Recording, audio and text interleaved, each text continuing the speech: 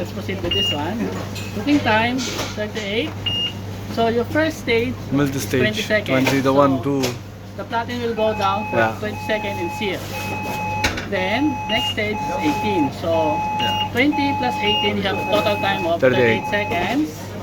Then next one is your gap setting. So these are gap setting to 90.